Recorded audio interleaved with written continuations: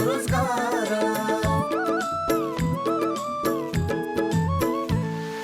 सबै मिलिजुली गरौँ उन्नतिको कर्म, स्वावलम्बी र समृद्धि नै सहकारीको मर्म। समानता र स्वाधीनताको भावनाले भरौँ, आर्थिक अनि सामाजिक सांस्कृतिक विकास गरौँ। सहकारी दर्पण, सहकारी दर्पण, सहकारी दर्पण। नमस्कार, सहकारी दर्पण कार्यक्रमको तर्फबाट यो कार्यक्रम प्रत्येक महिनाको पहिलो र तेस्रो शनिबार साँझ 6 बजेदेखि करिब 25 मिनट अवधिभर सहकारीका विविध विषयवस्तु समावेश गरी प्रस्तुत गर्ने गरिन्छ। स्वागत एवं सहकारी अभिवादन आजको यो श्रृङ्खलामा पनि सम्पूर्ण दर्शक महानुभावहरूमा। दर्शक महानुभावहरू, आजको कार्यक्रममा हामी सहकारी गतिविधि र सहकारीका समसामयिक विषयमा राष्ट्रिय सहकारी महासङ्घका पूर्व अध्यक्ष केशव प्रसाद बडालसँग हाम्रा सहकर्मी साथी दिलीप पौडेलले गर्नुभएको कुराकानी लिएर उपस्थित भएका छौँ। कार्यक्रम सुरु गरौँ सहकारी गतिविधिबाट।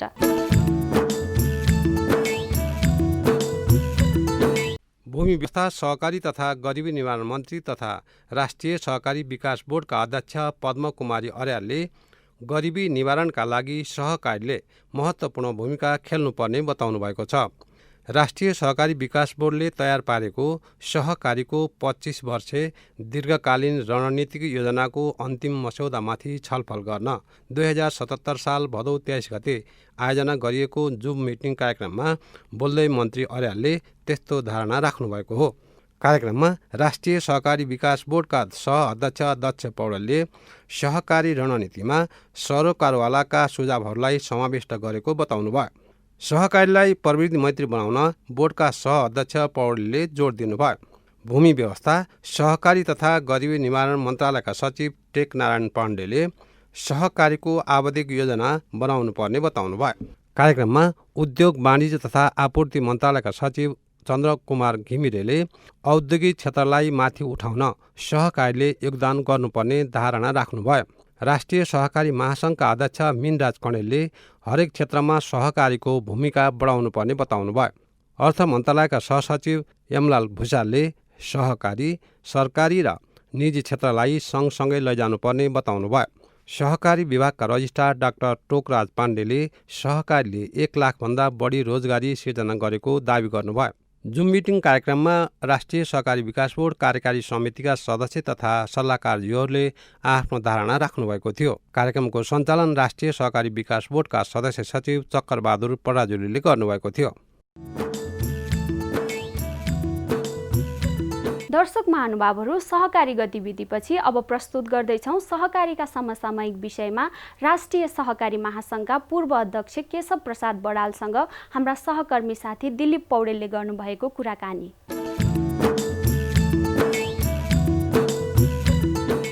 आदरणीय दर्शकबिन नमस्कार। कोभिड-19 को कारण मानवीय स्वास्थ्य, अर्थतन्त्रसँगै सहकारी क्षेत्रमा असर पुगिरहेको छ। आज हामी कोभिड-19 प्रकोपका बीच सहकारी सङ्घ संस्थाहरूले के कस्ता समस्याहरू झेलिरहेका छन्, यो कठिन परिस्थितिमा सहकारीहरूले आफ्ना सदस्यहरूलाई कसरी सेवा प्रदान गर्नुपर्छ र यसमा राज्यका निकायले कसरी सहयोग गर्न सक्छन् भन्ने लगायतका विषयमा छलफल गर्दैछौँ। आजको यस छलफलको लागि हामीले विशेष अतिथिको रूपमा राष्ट्रिय सहकारी महासङ्घका पूर्व अध्यक्ष केशव प्रसाद बडाललाई आमन्त्रण गरेका छौँ। उहाँ पूर्व मन्त्री समेत हुनुहुन्छ। केशव सर, यहाँलाई कार्यक्रममा हार्दिक स्वागत छ। धन्यवाद। हामी कोभिड-19 को प्रकोपबाट गुज्रिरहेका छौँ र यो अवस्थामा विशेष गरी सहकारी क्षेत्रले के कस्ता समस्याहरू झेलिरहेको छ त? धन्यवाद छ दिलीपजी। अब यो कोभिड महामारीले पेन्डेमिक नेपाल मात्र होइन, विश्वको सम्पूर्ण देशहरू 230वटा सानो ठुला देशहरूमा यसले प्रभाव पारेको छ। कहीँ व्यापक, कहीँ अलि कम मात्रामा, तर कोही अछुतो छैन। देशभरि क्रियाशील भएका सबै सहकारी कर्मीहरू करिब चाहिँ अब 753वटै पालिकामा र चाहिँ 7 प्रदेश 77 जिल्लामा सहकारी छ। सहकारी कर्मीहरू अब सञ्चालक समिति र लेखा समिति सदस्य मात्रै 2,47,700 भन्दा बढी हुनुहुन्छ। उहाँहरूले आफ्नो ठाउँमा आफू सुरक्षित रहने, आफ्नो सदस्यहरू सबैलाई सुरक्षित राख्ने, समुदायलाई सुरक्षित राख्ने र यो उपचार पेन्डेमिकबाट मुक्त गर्नको निम्ति फिल्डमा अग्रमोर्चामा असाध्यै आफ्नो जीवनको आहुति दिएर भन्छु म त्यो खट्ने सम्पूर्ण सहकारी कर्मीहरूले उहाँहरूप्रति आदरभाव राख्ने, उहाँहरूलाई सम्मान गर्ने, उहाँहरूलाई सहयोग पुर्याउने र जसले सिँगै देशका 3 करोड नागरिकको रक्षाको निम्ति आफूलाई समर्पित गर्नुभएको छ उहाँहरूप्रति आदरभाव र प्रोत्साहन गर्ने काम गर्नको लागि म तपाईँको यो उसबाट मार्फत म निवेदन गर्न चाहन्छु सबै सहकारी कर्मीहरूलाई। 65 लाखभन्दा बढ्ता सेयर सदस्यहरू हुनुहुन्छ उहाँहरूलाई पनि मेरो निवेदन छ। 2,47,700 सञ्चालकज्यूहरू हुनुहुन्छ उहाँहरूलाई मेरो यही निवेदन छ। र त्यसै गरी सबै राष्ट्रिय सहकारी महासङ्घ, विषयगत केन्द्रीय सङ्घ, राष्ट्रिय सहकारी ब्याङ्क, राष्ट्रिय सहकारी विकास बोर्डसँग सम्बद्ध भएका र सबै 325वटा जिल्ला सङ्घ र विषयगत जिल्ला सङ्घ छन् सबैलाई मेरो विनम्रतापूर्वक निवेदन छ कि सहकारी जहिले सुके पनि आपद विपदमा जन्मिएको सहकारी भएको हुनाले यो आपद विपद विश्वव्यापी रूपमा भएको छ, यसको चाहिँ सामना गर्न र कमभन्दा कम क्षति भएर बढीभन्दा बढी उपलब्धि हासिल गराउनको निम्ति चाहिँ मेहनत गर्नको निम्ति जरुरी छ। र अहिलेसम्म वास्तवमा सहकारी क्षेत्रबाट देशव्यापी रूपमा अब योभन्दा 20-22 दिन पहिले मलाई जानकारी आएअनुसार चाहिँ सहकारी क्षेत्रले करिब 15 करोडभन्दा बढ्ताको प्रत्यक्ष योगदान गर्नुभएको छ। र त्यो चाहिँ श्रम र खटेको कुरो बाहेक होइन, संस्थागत रूपमा स्थानीय तहलाई, प्रदेशलाई र सङ्घीय सरकारलाई को सम्बन्धित ढुकुटीमा जाने गरी चाहिँ योगदान गर्नुभएको छ। योगदानकर्ता सबै सङ्घ संस्था र सदस्यहरूप्रति म नमन गर्न चाहन्छु, धन्यवाद दिन चाहन्छु। र यो अझै पुगेको छैन, अझै धेरै समयसम्म हामीले गर्नुपर्ने छ। जस्तै यहाँले जुन कोभिडकोले सोसाइटीमा पारेको प्रभावको विषयमा बताउनु भयो, अलिकति हामी स्पेसिफिक भएर जाँदाखेरि यसले सहकारी क्षेत्रमा कस्तो असर पुर्याइरहेको छ र आगामी दिनमा चाहिँ अब सहकारीहरूले यसको न्यूनीकरण गर्न आफ्ना सदस्यहरूको लागि, यसमा आबद्ध व्यक्ति संस्थाहरूको लागि के कस्ता कार्यक्रम ल्याउनुपर्छ त? सहकारी समुदायप्रति उत्तरदायी हुनुपर्ने हुनाले समाजको पीडासँग ऊ छुट्टै अलग्गै हुँदैन। र नेपालमा पनि अहिले चाहिँ खास गरिकन अब सबै क्षेत्र ठप करिब हजुर, पर्यटन क्षेत्र भनेको चाहिँ करिब चाहिँ अब त्यो कति घट्यो भन्दाखेरि चाहिँ 90% रिड्युस भएको छ। हामी अलिकति मैले थोरै जस्तै समग्र रूपमा अर्थतन्त्र त सङ्कुचनकै अवस्थामा जाने देखिन्छ होइन। त्यो राष्ट्रिय तथ्याङ्क विभागले पनि अगाडिको प्रक्षेपणमा 2.something भनिरहेको थियो भनेपछि अहिले त्यो घट्ने सम्भावना भनिरहेको छ। हामी यो अहिले कार्यक्रममा अलिकति सहकारीमा फोकस केन्द्रीकृत हुनुपर्ने भएको हिसाबले अब सहकारी सङ्घ संस्थाहरूले यो कठिन परिस्थितिमा आफ्ना सदस्यको लागि कसरी केन्द्रीकृत गर्ने अलिकति त्यसमा आउँदैछु। र पहिलो नम्बरमा त सिङ्गो समाज र सहकारी अलग्गै हुँदैन, हामी क्लियर हुनुपर्छ। सबै आदरणीय दर्शक महानुभावहरूलाई पनि मेरो निवेदन गराई र यो देशका पोलिसी मेकर्सहरू, विज्ञ विशेषज्ञहरू, युनिभर्सिटीका प्राध्यापकहरू, सरकारका सम्बन्धित निकायहरू र सहकारीका अगुवाहरूकोले के बुझ्नुपर्छ भने कुनै पनि कुरो आइसोलेसनबाट सहकारी छुट्टै अरू छुट्टै भन्ने हुँदैन होइन। र यसमा नेपालको अहिलेसम्म के छ भने हाम्रो चाहिँ करिब 34-35 खर्बको चाहिँ इकोनोमीमा होइन सहकारी यो अहिले यो अवधिमा 6 महिना 7 महिनामा चाहिँ करिब 3-4 खर्बको क्षति भयो भन्ने कुरो छ। र पर्यटन क्षेत्रमा मात्रै होइन उहाँहरूले दिएको तथ्याङ्कमै 60 अर्बभन्दा बढ्ता क्षति भएको छ एउटा सेक्टर भनेपछि।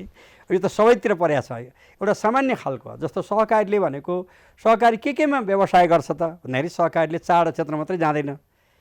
मानव चरित्रमा प्रतिकूल असर पर्ने कुनै पनि सेवा तथा वस्तु व्यवसाय गर्दैन, मानव स्वास्थ्यमा प्रतिकूल असर पर्ने कुनै पनि सेवा तथा वस्तु व्यवसाय गर्दैन, त्यस्तै गरी द्वन्द्वलाई बढाउने खालका कुनै पनि सेवा र वस्तु व्यवसायमा जाँदैन, राष्ट्रिय एकता, अखण्डता, सार्वभौमिकता र लोकतन्त्रको विपक्षमा हुने कुनै पनि सेवा र वस्तु व्यवसायमा जाँदैन।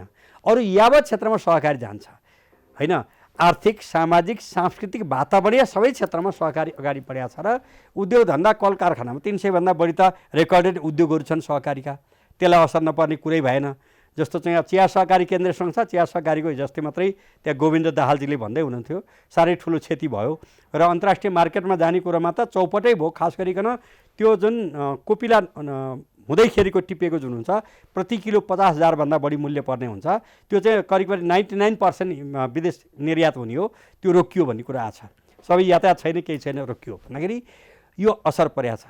उखु किसानको त्यत्तिकै असर परेको छ, चिया किसानको, कफी किसानको, होइन मौरी पालक किसानहरूकोदेखि लिएर फलफुल तरकारी र अन्नका सबै र अब वित्तीय क्षेत्रमा नेपालको सबभन्दा 34,700 चान्सुन करिब भएका मध्ये अधिकांश वित्तीय कारोबार गर्ने सहकारी छन्, त्यसपछि कृषि सहकारीमा छन् र त्यसपछि चाहिँ बहुद्देश्य प्रकृतिको भने पनि कृषि गैर कृषि सबै क्षेत्रमा छन् र यी सबै क्षेत्रमा दुग्ध सहकारी छ। अब यसमा तपाईँले हेर्नुहुन्छ दुग्ध सहकारीको कयौँ ठाउँमा चाहिँ अहिले भनौँ न दैनिक उत्पादनमध्ये करिब 20% भनेको चाहिँ त्यो प्रयोग हुन नपाएर सङ्कटमा परेको छ। भनेपछि चाहिँ यो सहकारी क्षेत्रमा यो पेन्डेमिकले अगाडि बढेको छ भने वित्तीय कारोबार गर्ने क्षेत्रमा पनि जति धेरै कन्ज्युम गर्छ त्यति इकोनोमी अगाडि बढ्ने हो। जब उपभोक्ताहरूले उपभोग गर्न सकिरहेको छैन भने त्यसको इम्प्याक्ट भनेको चाहिँ चेन इफेक्ट, त्यसको चाहिँ श्रृङ्खलाबद्ध असर भनेको व्यापक ठाउँमा पर्छ। त्यसले गर्दा चाहिँ सहकारीलाई ओभरअल देशको अर्थतन्त्रलाई जुन ढङ्गले निर्भर 4 खर्बको क्षति भयो कि भन्ने अनुमान छ नेपालको अवस्थामा। कुल गारस्थ उत्पादनमा सहकारीको भार नेरबाउट 5% छ, वित्तीय क्षेत्रमा 20% छ र जुन रेसियोमा सबैतिर पर्या छ र यो सहकारीको जिडिपीमा पनि त्यही रेसियोले चाहिँ क्षति पुग्या हुन्छ र वित्तीय कारोबारमा पनि करिब त्यही रेसियोमा चाहिँ 20% यसको योगदान थियो भने त्यसको आधारमा चाहिँ पर्या हुन्छ। भनेपछि चाहिँ अब यो सहकारी आइसोलेसन विषय नभएको हुनाले छुट्टै फिलोसफीबाट निर्देशित भए तापनि होइन यही समाज र यही अब किन सहकारीको पनि चाहे चाहिँ वित्तीय कारोबार गर्ने होस् चाहे चाहिँ वस्तु उपभोग गर्ने हुन् चाहे सेवा प्रवाह गर्ने हुन् त्यही भएको छ। र यो अवस्थामा विशेष गरी सहकारीहरूले आफ्ना सदस्यको लागि यहाँले अगाडि धेरै रोजगारी गुमाएको कुरा गर्नुभयो। अब आफ्ना सदस्यको लागि के कस्ता प्रकारका प्याकेजहरू सहकारीले लिनुपर्छ त? अब सहकारीले हरेक सहकारीलाई यो त सुरुमै निर्देशन पनि जारी भइसकेका छ। धेरै पहिले राष्ट्रिय सहकारी महासङ्घको तर्फबाट मैले सुझाव पनि दिएको थिएँ, त्यो गरेको छ, तपाईँहरूले पनि गर्नुभयो होला अथवा सहकारी विकास बोर्डले गरे होला, विभाग मन्त्रालयले पनि गरेको छ कि यसलाई कमभन्दा कम क्षति हुन बढीभन्दा बढी चलामान हुन गर्नको निम्ति चाहिँ यावत प्रयत्नहरू गर्ने इनोभेटिभ ढङ्गले। जस्तो अब राष्ट्रिय सहकारी विकास बोर्ड भनेको चाहिँ अनुसन्धान र विकास गर्ने चाहिँ महत्त्वपूर्ण थल हो, त्यो नीतिगत क्षेत्रमा, कानुनी क्षेत्रमा, व्यवहारिक क्षेत्रमा होइन। अब यी चिजहरूमा यो केन्द्रित हुने क्षेत्र पनि हो। यसको निम्ति यहीँनेरि म भनिहालौँ कि अब आर्थिक गतिविधि अगाडि बढाउनुको निम्ति चाहिँ अब सहकारी ऐन 2074ले त ढोका खोल्यो, तर त्यसले खोलेको ढोकामा तगारा लगाउने चाहिँ 47वटा अरू ऐन छन्। त्यो केही नेपाल ऐन संशोधन गर्न बनेको विधेयक भनेर मैले हस्ताक्षर गरेर मन्त्रालयले पठाएको पनि 1 वर्ष हुन थाल्यो होइन। त्यो चाहिँ त्यो कानुन बनेर आउन सकेका छैन। त्यसैगरी सहकारी ऐन 2074ले पनि के बाधा पर्या हुनाले त्यसको संशोधन गर्नुको लागि त पोहोर साल साउनमा 1 वर्ष भएर यति आयो, त्यो पनि अगाडि बढेको छैन। यसको पनि गार्जियनसिप र घान लाउने छिटो गराउने चाहिँ यही बोर्ड हो, किन बोर्डको अध्यक्ष सहकारी मन्त्री हुने व्यवस्था छ। त्यसले गर्दा चाहिँ तपाईँहरूको पनि अब यो बोर्डको पनि यो महत्त्वपूर्ण काम हो भन्दाखेरि ती चिजले बाधा परेको छ।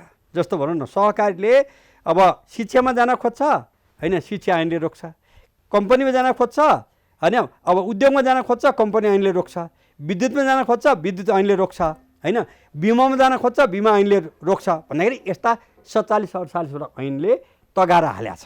अहिले जुन पेन्डेमिकले पारेको असरलाई चाहिँ न्यून गर्नको निम्ति पनि मुख्य भूमिका निभाउनु पर्ने होइन यो सेमी गभर्मेन्ट एजेन्सी भएको सहकारी विकास बोर्ड भएको हुनाले यसले मोमेन्टका समस्या के छन् र चाहिँ राज्यको तर्फबाट हल गर्ने उपाय के छ भन्ने कुरो भूमिका निभाइदिने कुरा चाहिँ सहकारी विकास बोर्डका जिम्मेवार व्यक्तित्वहरूलाई यी कुरामा रिसर्चफुल ढङ्गले अनुसन्धानमूलक ढङ्गले खोज र अनुसन्धान किन यसको निम्ति चाहिँ सहकारी विकास बोर्डलाई सम्बन्धित मन्त्रालयलाई सहकारी महासङ्घ र सबै विषयगत केन्द्रीय सङ्घ राष्ट्रिय सहकारी ब्याङ्क समेत सबैलाई मेरो निवेदन गराइ के छ भने रिसर्च एन्ड डेभलपमेन्ट गर्ने, समस्याको पहिचान गर्ने। म अनुरोध गर्न चाहन्छु सहकारी विकास बोर्डका जिम्मेवार व्यक्तित्वहरूलाई इमिडिएट लबिङ कि सहकारीको यथार्थपरक रिसर्च चाहिँ यो 78को जनगणनामा आओस्, एउटा त्यो कुरो भयो, त्यो त्यहाँ चाहिँ लबिङ गर्ने कुरो भयो। हाम्रा आफ्नै पनि अब नि समस्या के छ, समाधान के छ, समाधान गर्ने कुरो पत्ता लागेपछि निर्देशन जारी गर्ने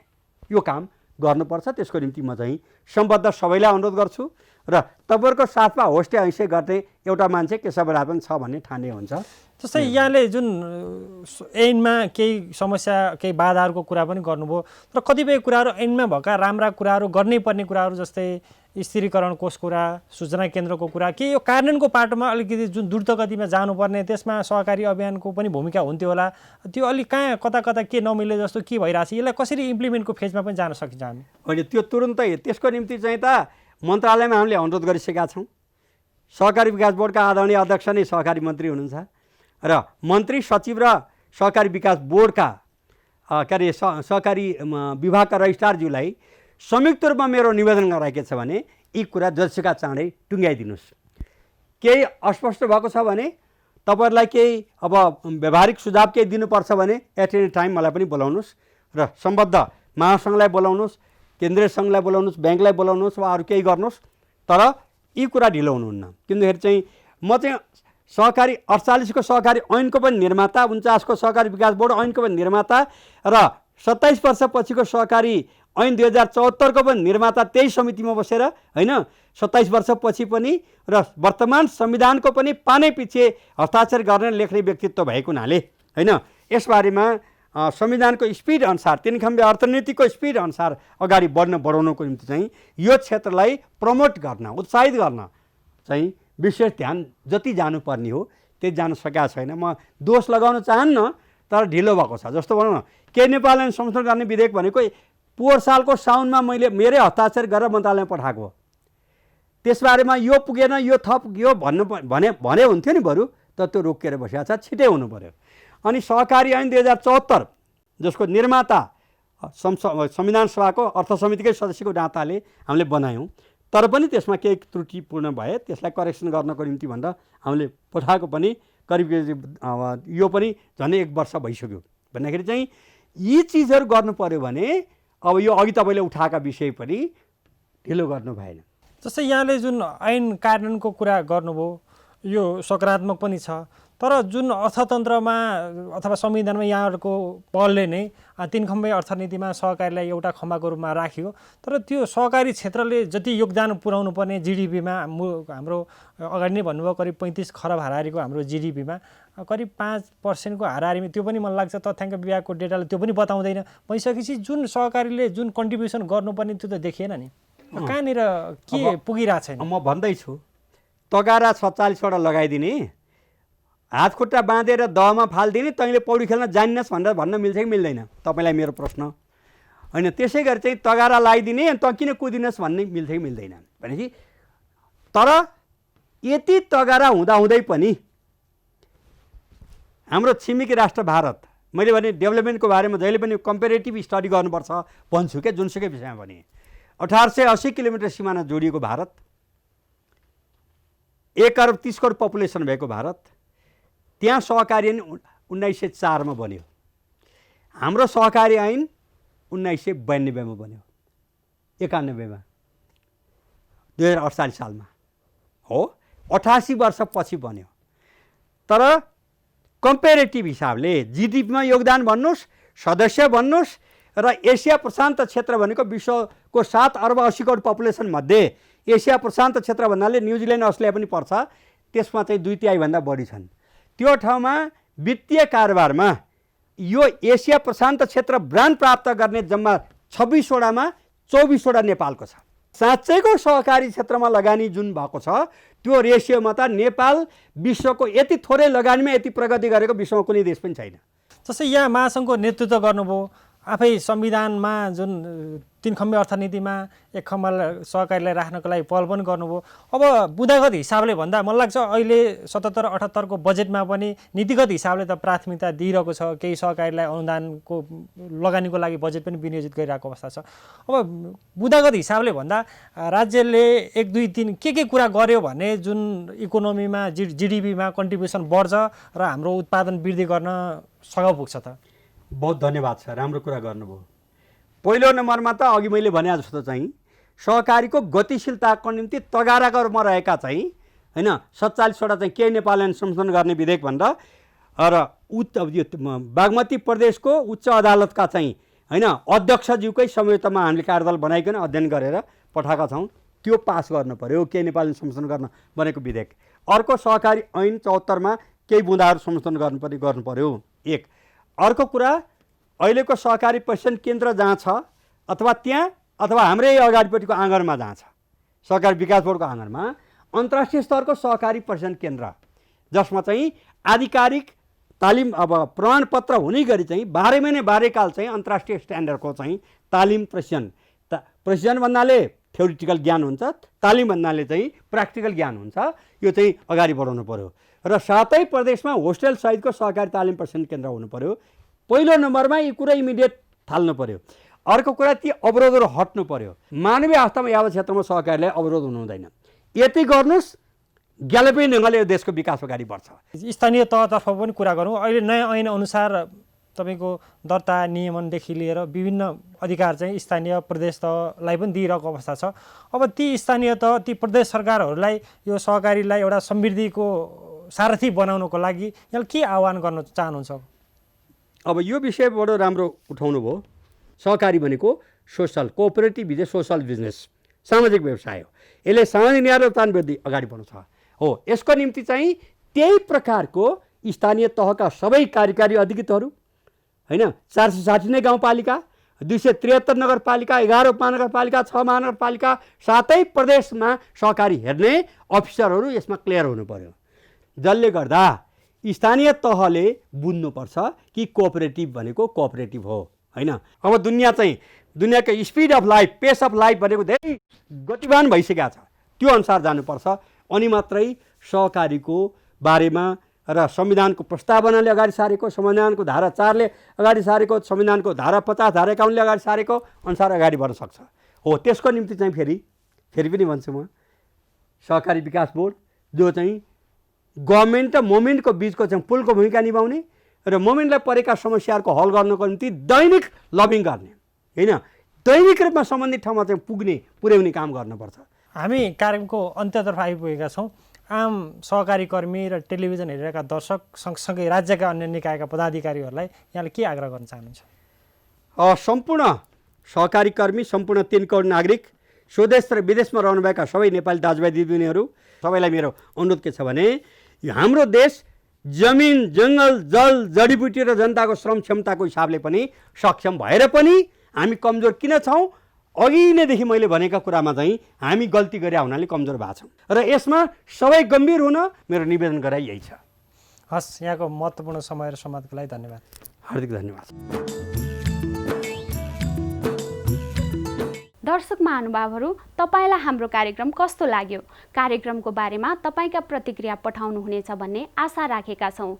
हाम्रो ठेगाना हो Rashtriya Sahakari Bikas board, Pulchowk, Lalitpur, post box number 5717, phone number 5010-131, email kopsanchar@gmail.com, website www.ncdv.org.np।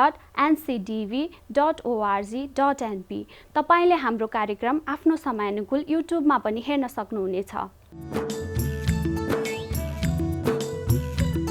हवस् त दर्शक महानुभावहरू, आजको हाम्रो कार्यक्रमको निर्धारित समय सकिन लागेको छ। सहकारी सम्बन्धी विविध सामग्री लिएर आगामी कार्यक्रममा भेट्ने बाचा गर्दै आजको सहकारी दर्पणबाट हामी सबै बिदा चाहन्छौँ। नमस्ते, जय सहकारी।